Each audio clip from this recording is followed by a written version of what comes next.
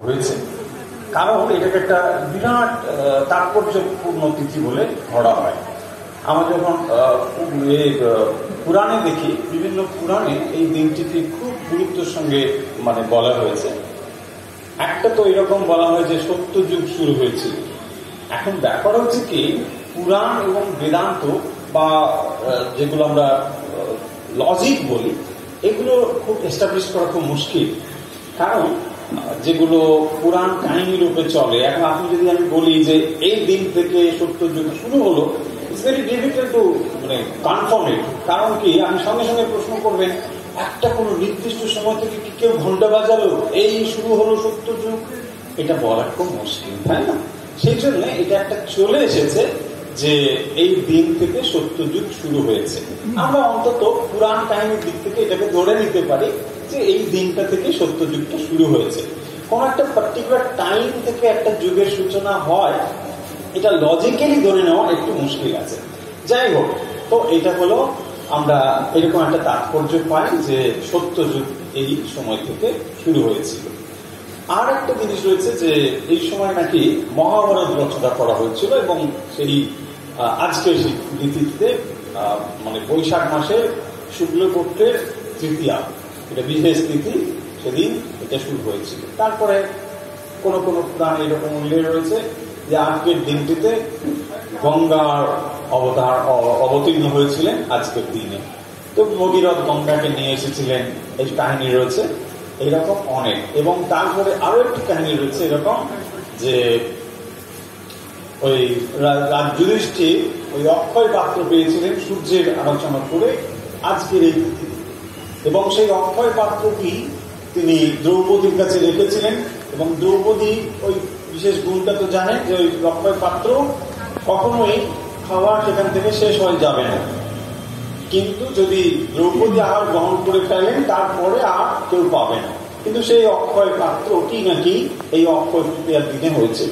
আসলে মূল কথা হচ্ছে এই সমস্ত ঘটনাগুলো থেকে আমরা যা জানতে পারি, আরো কিছু কিছু তাৎপর্য তো রয়েছে, আমরা এই ডিটেলসে যাচ্ছি না। সবগুলো থেকে একটা জিনিস খুব পরিষ্কার হয়ে যায় যে সবাই কিন্তু এই তিথিটিকে খুব গুরুত্ব দিয়েছেন।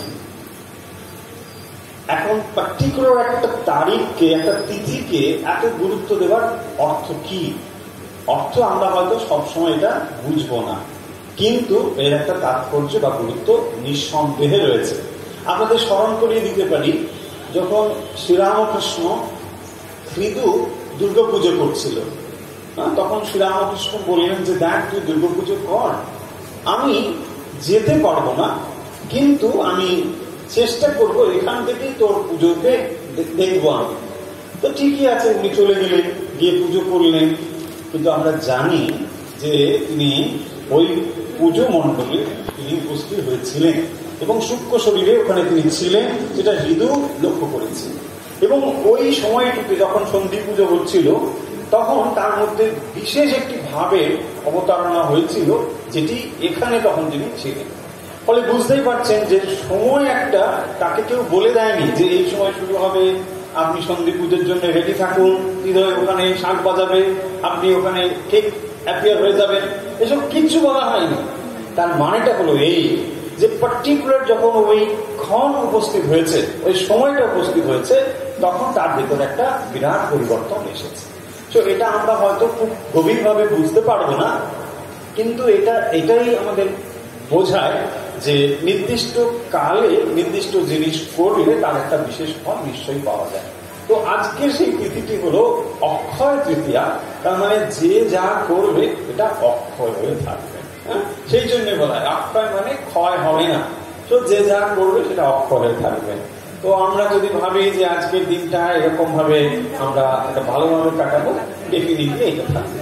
কিন্তু প্রশ্ন হচ্ছে আমরা কি চাই? আমরা পুণ্য চাই, নাকি ভক্তি চাই, না কি চাই, তাই না? যদি পুণ্য চাই তাহলে কি হবে? অনেকেই দেখবেন এরকম ধারণাগুলো আমাদের মধ্যে রয়েছে, গীতা পাঠ করলে একটু পুণ্য হবে, চণ্ডী পাঠ করলে একটু পুণ্য হবে, ওখানে একটু গঙ্গা স্নান করলে পুণ্য হবে। এখন পুণ্য আপনি যে অর্জন করতে চান, কেন পুণ্য অর্জন করতে চাই? না পুণ্য হলে স্বর্গে যাও, তাই না? ভালো পুণ্য হলে, অনেক ভালো হলে স্বর্গে যাবে। এখন স্বর্গের ধারণা কি না, স্বর্গে গিয়ে সুখ ভোগ করা যায়, সেখানে কোনো দুঃখ নেই, খুবই ভালো জায়গা, নাচ টাচ হয় বলে শুনেছি। তো হ্যাঁ, নাচ হয়, এরকম আছে, ইন্দ্রের দরবারে আছে না নাচ টাচ প্রায় চলেছে, মানে এরকম নাচ না, এমনি সবসময় হচ্ছে, বন্ধ নেই, নন স্টপ। তো এইসব রয়েছে।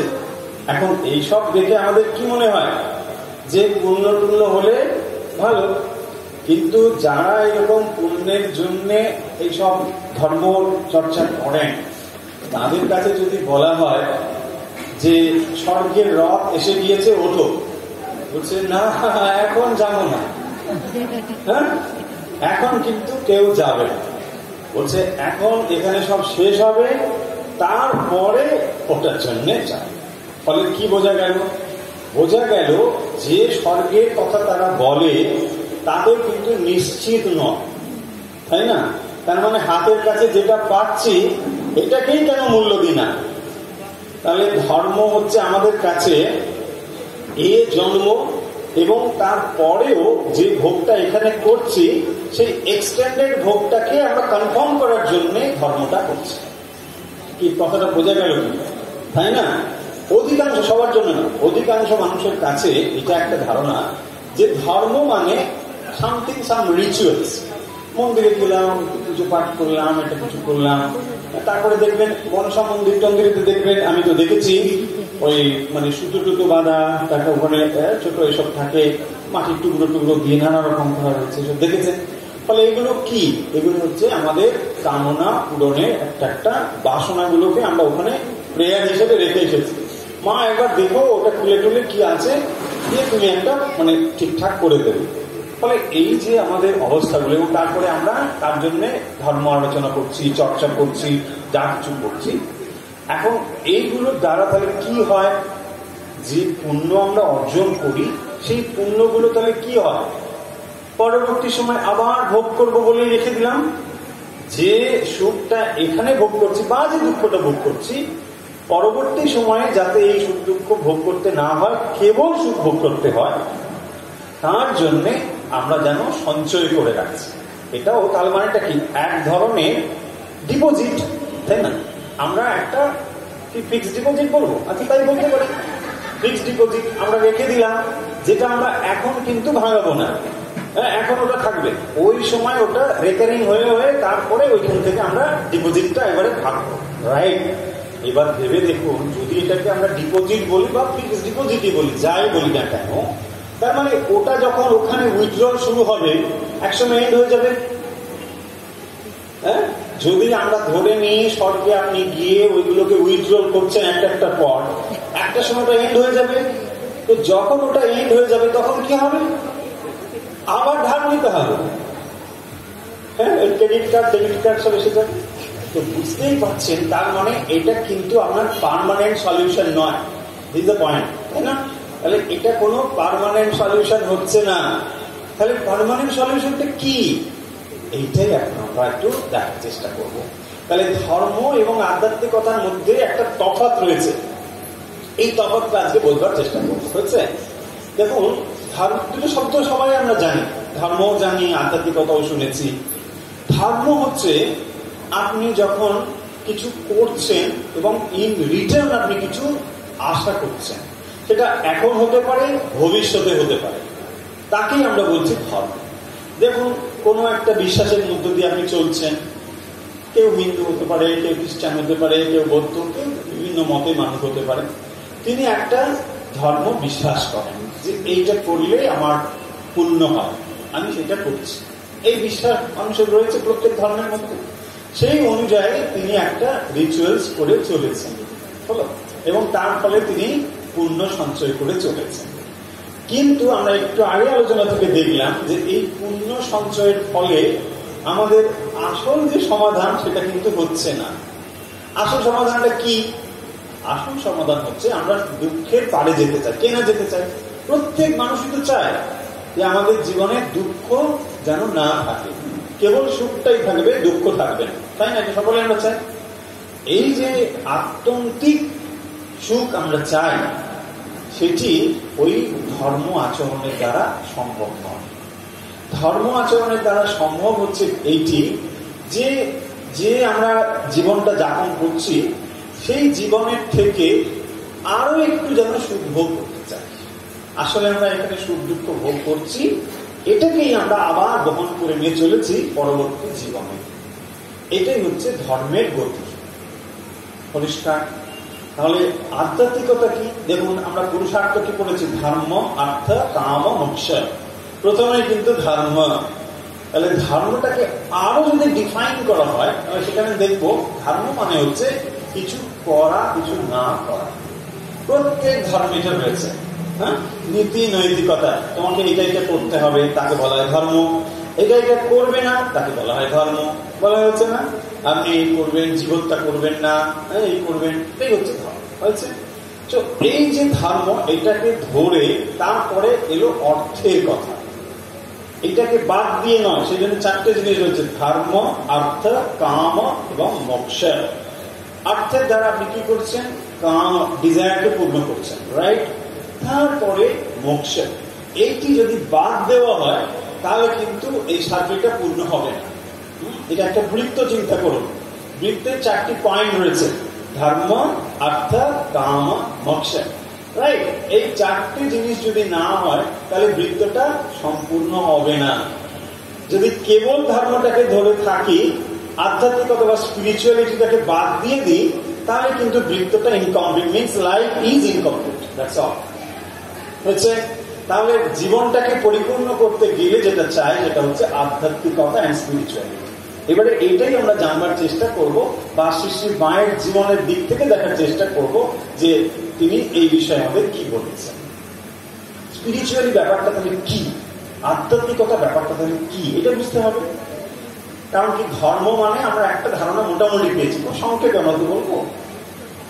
আধ্যাত্মিকতা হলো একটা অন্য দিকের নির্দেশ করা। কি নির্দেশ করা হয়? একটা মানুষ মানে তার ভেতরে কি কি রয়েছে। একটা মানুষের একটা শরীর রয়েছে, খুব পরিষ্কার, সকলে আমরা বুঝতে পারি। তার থেকে আর একটু সূক্ষ্ম ধারণা, তার ভেতরে একটা মন রয়েছে। ঠিক একদম, শুধু শরীরটাতে চলছে না, তার ভেতরে একটা মন আছে, তাই না? মনের দ্বারা আমরা একটা কাজ করতে পারি, চিন্তা করতে পারি, রাইট? তাহলে আমাদের সকলের ভিতরে শরীর এবং মন রয়েছে। আরো কেউ কেউ এটাকে আরো একটু ক্ল্যারিফাই করার জন্য বলেন বুদ্ধি রয়েছে। ভালো কথা। তাহলে শরীর, মন, বুদ্ধি, আমরা এইগুলো দেখলাম। ছাড়িয়ে তখন অন্যদেরও আপনার মনে হবে তিনিও এই আত্মা, এবং এইটি যখন আপনার অনুভব হবে কেবল তখনই আপনি আধ্যাত্মিক হয়ে উঠেছেন। আমরা বোঝাতে পারছি, বুঝতে পারছি কথাটা? তাহলে আমার ভেতরে কি কি রয়েছে, এই যে খোলটা আমরা দেখতে পাচ্ছি, যত সুন্দরী হোক আর যত কুৎসিতি হোক, এর মধ্যে এই চারটি দিক অন্তত পক্ষে রয়েছে। একটা হলো পুরো শরীর, মন, বুদ্ধি, এবং তার পেছনে রয়েছেন আত্মা। এই আত্মা রয়েছেন বলেই এই শরীর, মন, বুদ্ধি কাজ করছে। এটা এমনি এমনি কাজ করতে পারে না, যদিও আমরা অহংকার বশত মনে করছি এটা নিজে নিজে কাজ করছে। আসলে সেটা পেছনে রয়েছে বলে বোঝা যায় না। যেমন একটা বাল্ব জ্বলছে, কিন্তু এর পেছনে কি রয়েছে? ওই ইলেকট্রিসিটি রয়েছে, বিদ্যুৎটা এর পেছনে রয়েছে। কাছে এত প্রেরণা। মায়ের জীবনে দেখো দুঃখ তো কম নেই। যদি আমরা জাগতিক ভাবে দুঃখ দেখি, ডেফিনেটলি তার কাছে দুঃখ আছে। এমন দিন তো মায়ের গিয়েছে, সকলে আমরা জানি যে একটা কাপড় মানে গিট দিয়ে পড়েছে, ভাতটুকু জোটেছে তো লবণটুকু জোটেনি, এমন দিন তো গিয়েছে। আজ আমরা জগৎ জননী বলি, মন্দির প্রতিষ্ঠা করি, কত কিছু করছি মাকে নিয়ে, তাই না? তো রামময় মহারাজ এরকম বলছেন মায়ের মন্দিরের সামনে যে মা, মানে তোমাকে এখন সব ছেলেরা কত ভালো ভালো সব কাপড় টাপড় নিয়ে আসে, তুমি এইবার একটা বেনারসি পড়ছো, ওইবার একটু বেনারসি পড়ছো, মানে কি এরাই ব্যাপার। এরকম দিন তো গিয়েছে যখন মানে একটা কাপড় তুমি গিফট দিয়ে করেছো। রামময় মহারাজ দেখেছেন মাকে, তো মনে মনে দেখে তিনি ওরকম মানে বলছেন দেখো মা এই অবস্থা। কিন্তু যেটা ব্যাপার যে মা এই অবস্থাতেও সম্পূর্ণভাবে তিনি অনাসক্ত থাকতে পেরেছিলেন। তার মানে পরিবেশের সঙ্গে তিনি সম্পূর্ণভাবে না মিশে গিয়ে নিজেকে পৃথক রাখতে পেরেছিলেন। এইটি হচ্ছে বিশেষত্ব। তার মানে আধ্যাত্মিকতা আপনাকে এইটা শেখায় যে কোনো পরিবেশে আপনি কিভাবে নিজেকে ঠিক রাখতে পারবেন। তা নাহলে কিন্তু মায়ের জীবন দেখুন টালমাটাল হয়ে যাওয়ার কথা।